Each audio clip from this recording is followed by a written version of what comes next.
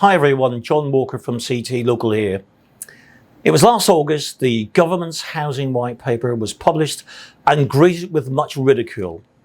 It was 84 pages long with lots of ideas, yet the conversation was dominated by grassroots Tory councils arguing about housing targets were going down like a lead balloon, local democracy was being crushed, they would have to cement over their Greenbelt land. Essentially, it was a vote loser. Then came the Chesham and Almersham by-election. The paper is now on hold. We have a new Secretary of State at the helm in the shape of Mr. Gove. The NIMBYs are celebrating and many believe the government will kill off the reforms. But is the government right to U-turn? Is it a vote loser? Remember, the government promised to deliver 300,000 new homes a year. Mr. Gove has been brought in to deliver this promise. Well, CT Local, together with the Adam Smith Institute, decided to test out this doom and gloom story. We reached out and asked the public from region to region, age group to age group, what they think of the recent raft of reforms and the white paper. Home ownership, well, it remains very popular, but 75% of the public doubt they can ever afford a home. More people support house building than oppose it, especially young couples and families, that is those who rarely get involved in planning applications. Labour voters are most supportive of building more homes, 48% to 39% amongst Conservatives. Red wall seats, 43% of the population support more homes. Londoners are twice more likely to say new homes will have a positive impact at 46%. A Conservative commitment to build 2 million more homes would lead to a 5% point boost at the ballot box. This equates to 1.6 million people switching their vote to Conservative. The Chesham and Almersham by-election is not necessarily an indication of voting intentions at a general election. Let us not forget it is normal for the electorate to vote against the government between general elections.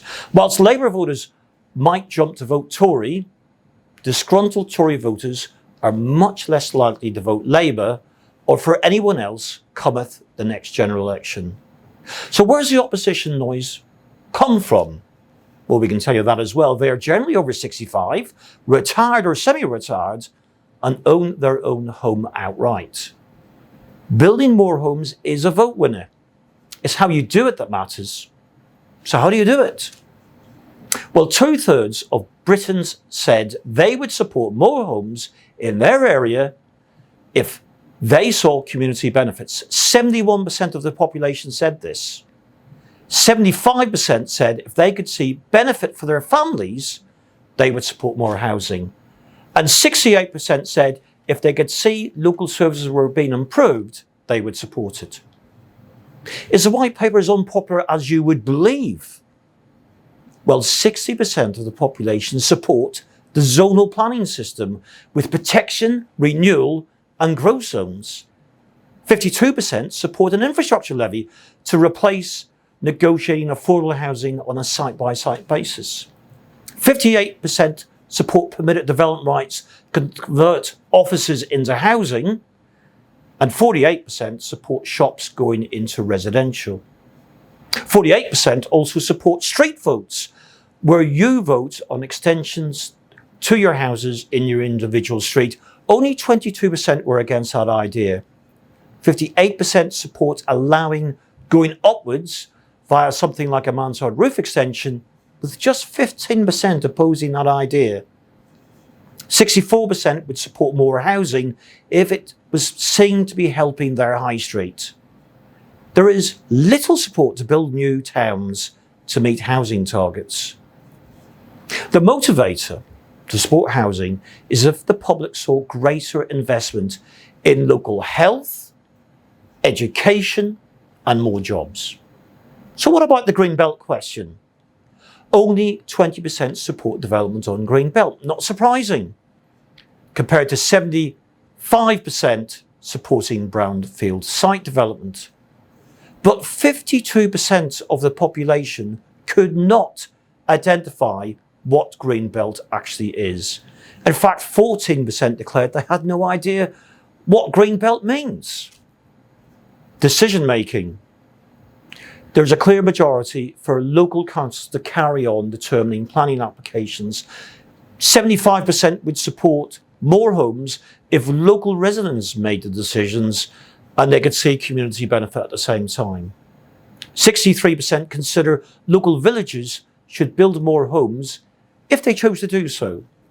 And 35% support the idea of automatic planning approvals for planning applications if they follow what is in their local plan. So in conclusion, building more homes is a vote winner. The white paper got crushed because the only people who spoke about it were the NIMBYs and the housing targets. Loss of local control dominated the conversation.